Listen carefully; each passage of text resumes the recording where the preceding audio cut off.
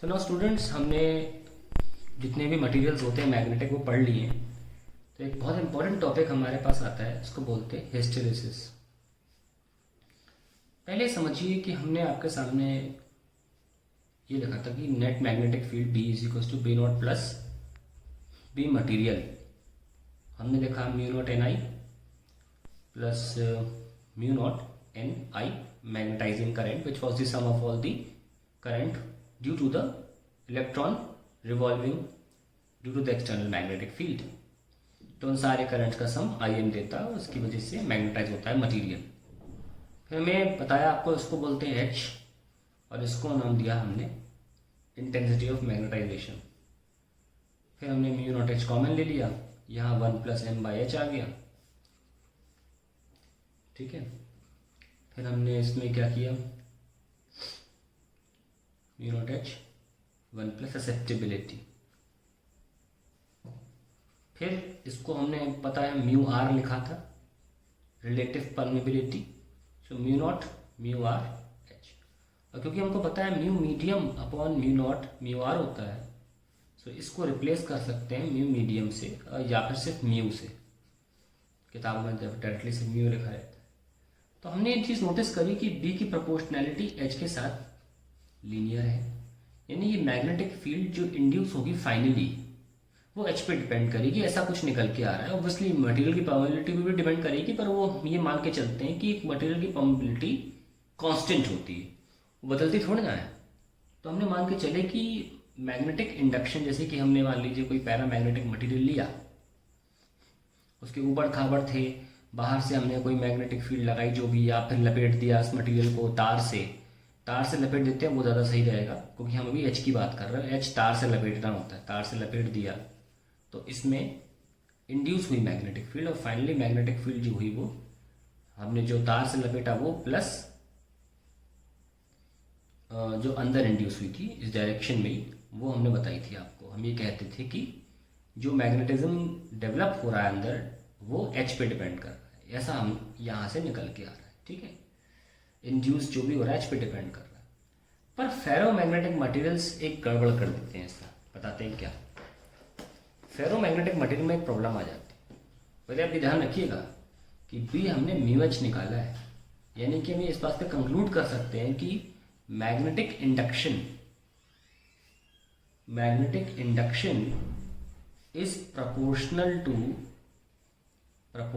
To magnetizing field.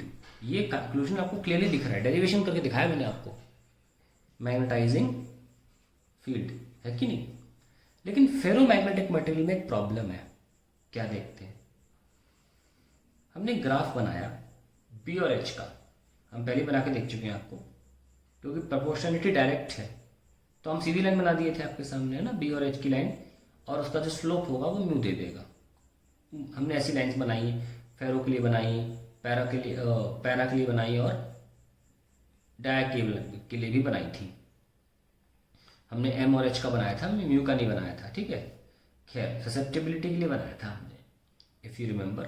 और क्योंकि B by B naught relative probability होती है, हमने बी वर्सेस बी नॉट जब बनाया था वो बनाया था हमने रिलेटिव प्रोबेबिलिटी कि अगर 1 से कम होगा तो डाया के लिए होगा, है ना, और अगर 1 से थोड़ा सा ज़्यादा होगा तो पैरा के लिए होगा, और बहुत ज़्यादा होगा बिल्कुल 700-600 तो वो फेरो होगा। हमने अभी तक बी वर्सेस एच का बनाया नहीं था, वजह ये थी कि उसका स्लोप म्यू आ रहा था, और म्यू मैंने बताया भी था आपको कि काफ़ी कम आता है, 10⁻⁻⁴ ऑर्डर का म्यू आता है, इसलिए इसको बनाते नहीं हैं हम, ऑलरेडी बहुत कम होता है वो, उसका स्लोप कितना कम होगा है कि नहीं। लेकिन अभी इसका ग्राफ बनाने बैठे हैं अगर, तो आपको ये लगेगा कि स्ट्रेट लाइन आएगा, यस स्ट्रेट लाइन आएगा, पर फेरोमैग्नेटिक मटेरियल के लिए स्ट्रेट लाइन नहीं होता है, थोड़ा कॉम्प्लेक्स है, ये कर्व ही होता है। और एक पॉइंट के बाद ना ये और आप इंड्यूस नहीं कर सकते, आप कितने एच बढ़ाते रहो कोई फ़ायदा नहीं है। तो हम क्यों बढ़ाएं भाई, क्यों फालतू में आप करंट देते रहे, एच तो अल्टीमेटली एन आई के बराबर होता है, हम क्यों फालतू में अपना करंट वेस्ट करें। तो हम नहीं करते हैं, जहाँ पर ये बढ़ना बंद कर देता है उसको हम सैचुरेशन पॉइंट बोल देते हैं, और एच एस से दिखाते हैं इस लाइन पे कि हमने इतना एच फील्ड दे दी, और यहाँ पे जो पॉइंट मार्क करते हैं उसे भी हम सैचुरेशन से दिखाते हैं। सैचुरेशन या मैग्नेटिक फील्ड जो इंड्यूस हुई है वो सैचुरेटेड पॉइंट पे आ गई, इससे ज़्यादा आप नहीं कर सकते इंड्यूस। तो ठीक है, प्रोपोर्शनैलिटी मान भी लिया कि चलो थोड़ा लीनियर नहीं है, कर्वी है, फिर भी ये कहा जा सकता है कि मैग्नेटिक फील्ड इंटेंसिटी जो है, जो इंड्यूस हो रही है, वो एच पे डिपेंड करती है। यस और नो?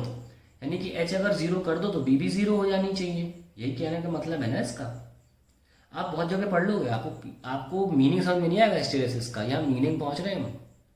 अगर आप एच को जीरो कर दोगे तो बी भी जीरो हो जाना चाहिए, पर अफसोस ऐसा नहीं होता, ऐसा नहीं होता। और यही है हिस्टेरेसिस, बी का पूर्ण रूप से एच पे ना डिपेंड करना, यही है हिस्टेरेसिस। तो ऐसी क्या चीज पे और डिपेंड करता है, ऐसी क्या और चीज पे डिपेंड करता है? बी। सिर्फ एच नहीं है कारण, होता तो एच जीरो करने पर बी को जीरो हो जाना चाहिए था, पर जब हमने एच को जीरो किया, एच को जीरो मतलब होता है हम मटेरियल को सोलेनॉइड में डाल दिए और करंट को कर दिया ऑफ, तो एच जीरो हो गया। लेकिन वो मटेरियल जो लोहा था, आयरन था, वो अभी भी मैग्नेट बना रह गया, और जो मैग्नेटिज्म उसके अंदर रह गई उसे हम बी आर से दिखाते हैं। This B R is known as residual magnetism, residual magnetism कहते हैं। और इसे बोला जाता है रिटेंटिविटी, रिटेंटिविटी। इस प्रॉपर्टी को बोला जाता है कि कुछ मैग्नेटिज्म रह गई करंट को जीरो करने के बावजूद, उसे बोलते हैं मटेरियल की रिटेंटिविटी। यस और नो? और अगर आपको इलेक्ट्रोमैग्नेट बनाना है ना, तो ये गंदी बात है, ऐसा नहीं होना चाहिए। आप चाहते हैं जैसी स्विच को भी देखो, जो इलेक्ट्रोमैग्नेट होते हैं बड़े बड़े मैग्नेट होते हैं, वो कचरे में से ना आयरन पीसेस ढूंढते हैं, कचरे में से काम होता है। आप वीडियो सर्च कर लेना इसका, यूट्यूब पे मिल जाएगा कि कैसे कचरे में से, बहुत सारे कचरे में से लोहे के पीस कैसे ढूंढे जाते हैं इलेक्ट्रोमैग्नेट की मदद से। मैं डोरबेल की 2-2 रुपए वाली चीज़ों की बात नहीं कर रहा, बड़े बड़े काम जहाँ होते हैं उनकी बात कर रहा हूँ मैं। तो भैया आप ये चाहते हो कि जब आपने कचरे में अपना इलेक्ट्रोमैग्नेट बड़ा सा डाला, और फिर जहाँ डंपिंग यार्ड है, जहाँ पे आपको वो लोहा जो चिपका के ला रहा है, वहाँ आपको डालना है, झाड़ना है, तो आप स्विच बंद करोगे। लेकिन अगर आपने ऐसा मटेरियल यूज़ कर लिया जिसकी रिटेंटिविटी गजब की है, तो वो तो काफ़ी टाइम तक जुड़े हुए लोहे लंगड़ जो उसके चिपके हुए वो छोड़ेगा ही नहीं इलेक्ट्रोमैग्नेट। तो जब हम इलेक्ट्रोमैग्नेट बनाते हैं, हम ये चाहते हैं कि ये जो चीज़ें कम से कम हो, है ना, रिटेंटिविटी कम से कम हो, ताकि स्विच ऑफ करें तो जो चिपके हुए लोहा था, जो हमने कचरे में से उठाया था, वो तुरंत अपने लटका हुआ जो चिपका हुआ है वो छूट के गिर जाए नीचे और दोबारा काम चालू हो सके। ऐसे तो बहुत टाइम वेस्ट होगा, हम तो बैठे ही रहेंगे, वो लोहा गिरेगा ही नहीं नीचे। तो हम रिटेंटिविटी कम चाहते हैं, ठीक है। परमानेंट मैग्नेट अगर बनाना है तो ये अच्छी चीज़ है। तो डिपेंड करेगा आप क्या बनाना चाहते हो। इलेक्ट्रोमैग्नेट बना रहे हो तो रिटेंटिविटी गंदी चीज़ है, परमानेंट मैग्नेट बना रहे हो तो बहुत प्यारी चीज़ है, ठीक है। एनीवेज, तो हम ये समझे कि बी जो है वो सिर्फ एच पे डिपेंड नहीं कर रहा था, क्योंकि एच को जीरो करने पर भी जीरो नहीं हुआ। तो फाइनली अब हम हिस्टेरेसिस को डिफाइन कर पा रहे हैं। एक फिनोमिना है, let us define it. Hysteresis is the phenomena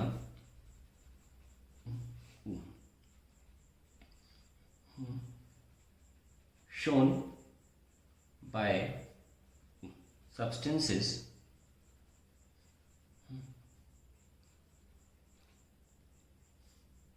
where the magnetic field induction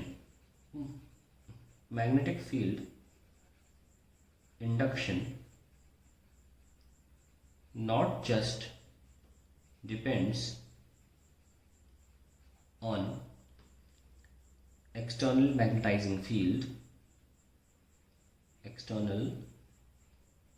magnetizing field, but also on the past history or previous state of substance, past history या previous state of substance. सिर्फ H पे depend नहीं कर रहा, क्योंकि आप notice करिए जो एक्सचेंज कपलिंग था या एक्सचेंज फोर्सेस जो थे उनकी वजह से फेरोमैग्नेटिक मटेरियल में क्या खास बात हो रही थी जो बाकी में नहीं देखी गई। खास बात ये थी कि ये फेरोमैग्नेटिज्म जो है ये मात्र बाहर से दी हुई फील्ड पे डिपेंड नहीं कर रहा था, अंदर के डोमेन भी एक दूसरे की मदद कर रहे थे अलाइन कराने में।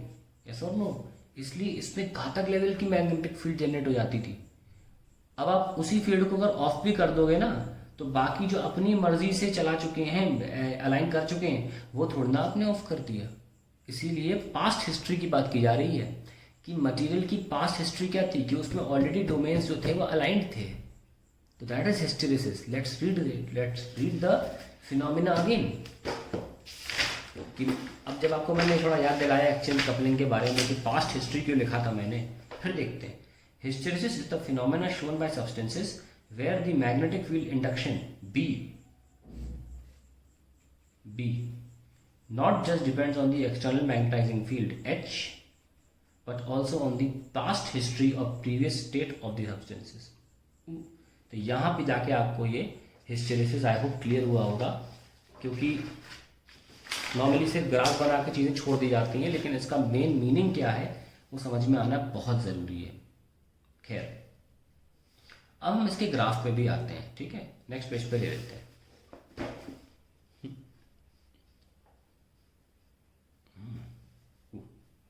तो लीजिए ग्राफ बनाते हैं।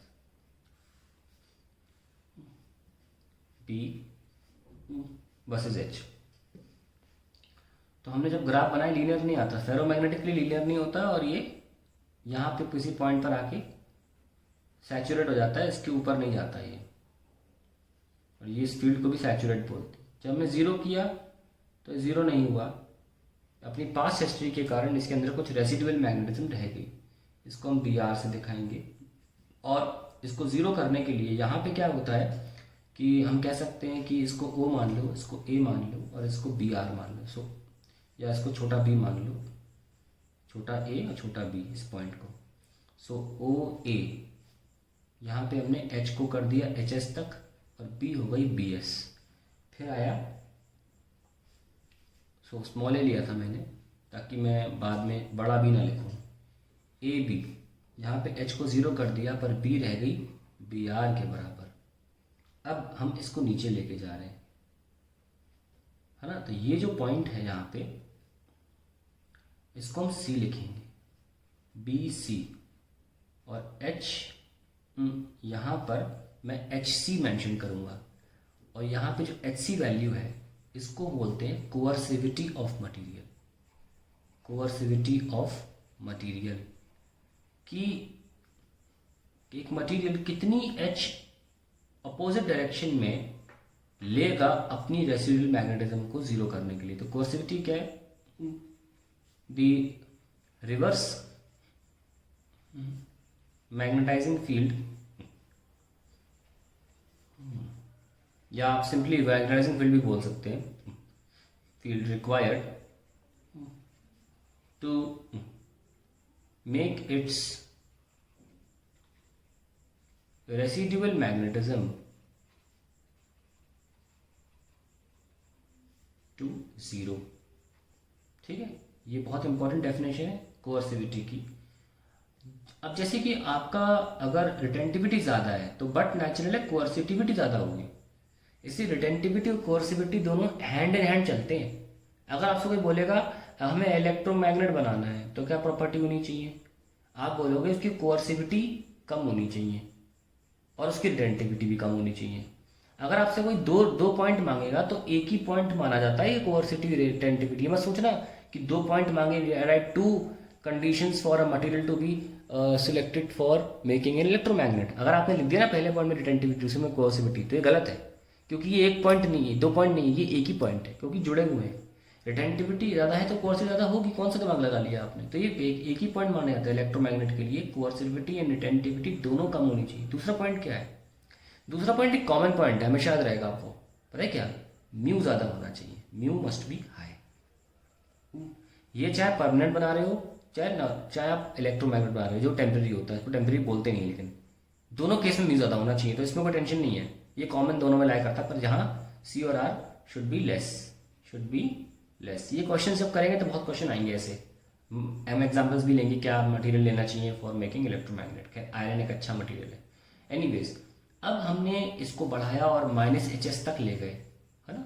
BC H=HC, हम यहाँ पॉइंट्स कंटिन्यू कर लेंगे, इसके बाद BC आप अपनी कॉपी में जैसे लिखना चाहो लिखो, बस क्लियर होना चाहिए। अब यहाँ से हम फर्दर जाएंगे और ये पहुँच जाएंगे यहाँ पे। बात तो एक ही है, बट डायरेक्शन ऑफ करंट तो उल्टा किया है। तो ये पॉइंट हम मान लेते हैं D हो गया। So we can write CD पर H की वैल्यू हो गई -HS और B की वैल्यू हो गई -BS। और अब फाइनली जब हम वापस लौटते हैं तो फिर वही कहानी लौट आती है ना, इसको हम बोलते हैं DE। तो DE में क्या हुआ, H की वैल्यू हो गई H की वैल्यू 0 कर दी हमने, 0 पर है ना H, और B की वैल्यू हो गई -BR। रेसिडुअल मैग्नेटिज्म, हालांकि ये लाइन तो नहीं रही, बराबर होनी चाहिए, कोई फर्क नहीं पड़ता, अभी हम कौन सा स्केल पे बना रहे हैं। फिर अब F पर आ जाओ, ऐसे EF will be H=HC।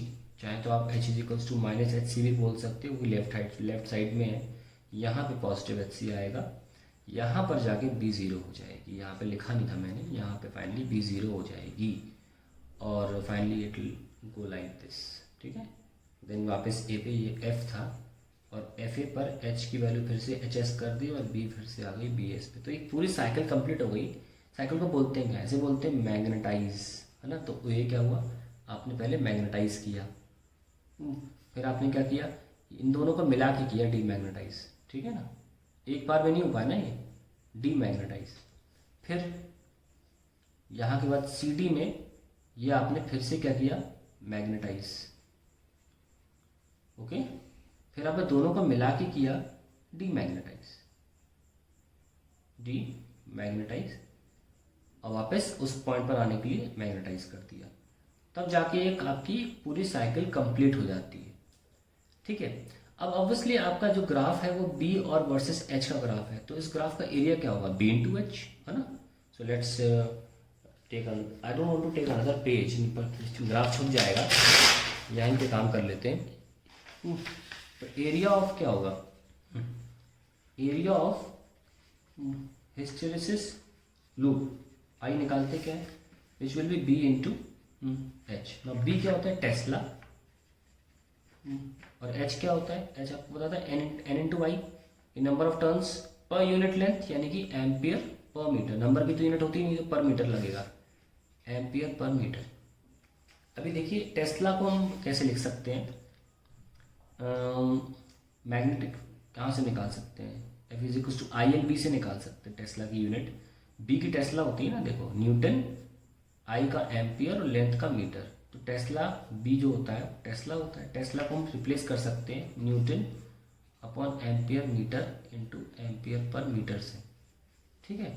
Ampere cancel, so I get newton upon metre square. कोई मीनिंग नहीं होता इसका, एक मीनिंग बन जाएगा, लेकिन अगर मीटर से मल्टीप्लाई मीटर से डिवाइड कर दो तो newton metre upon metre cube. Newton metre क्या होता है, फोर्स इंटू डिस्प्लेसमेंट, यानी कि वर्क अपॉन मीटर क्यूब, या एनर्जी बोल दो अपॉन मीटर क्यूब। तो यानी कि ये जो एरिया ऑफ हिस्टेरेसिस लूप क्या देता है, एनर्जी डेंसिटी। क्या बोलेंगे, area of hysteresis loop gives energy loss. ये पता लग गया एनर्जी होता है ये। तो एक साइकिल में magnetize demagnetize, magnetize demagnetize and magnetize, एक पूरी साइकिल कंप्लीट होती है। इसमें क्या मिलता है आपको, एनर्जी लॉस पर cycle per unit volume of substance, per unit volume of substance, ये आपको प्राप्त होता है इसके ग्राफ से, ठीक है। अब क्या होता है, कई बार हिस्टेरेसिस के ग्राफ B वर्सेस H की जगह M वर्सेस H भी बनाए जाते हैं, है ना। ऑलमोस्ट सिमिलर बनते हैं, कोई ज़्यादा फर्क नहीं आता, चाहे तो आप यूनिट देख लो। So area of M versus H curve, हम जानते हैं कि M और H एडिशन होते थे ना, याद करो। B क्या था, μ0 M + H, यानी कि जब दो चीज़ ऐड होती है उनकी यूनिट सेम हो जाती है। तो एरिया कैसे लिखोगे, M × H, ampere upon metre into ampere upon metre. ठीक है, तो ये आपका आ गया इसका area ampere square into metre square. Now you can multiply, just I am telling you something, जैसे कि आपने मान लीजिए आपने